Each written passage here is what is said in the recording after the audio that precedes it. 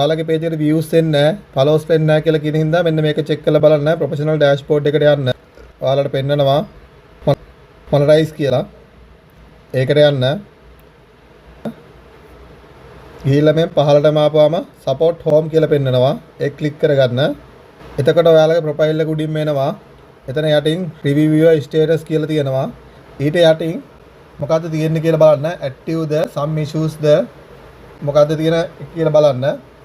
එතකොට මෙතන some issue කියලා පෙන්නනවා. මම ඒක ක්ලික් කරනවා. මෙන්න තියෙනවා මට ඇවිල්ලා තියෙන violation එකක්. එතකොට මේකේ හින්දා තමයි මේ page එක drop වෙලා තියෙන්නේ. මෙතන recommendation active කියලා පෙන්නනවා. active එක ක්ලික් කරාම මෙතන පෙන්නනවා profile has some issue කියලා.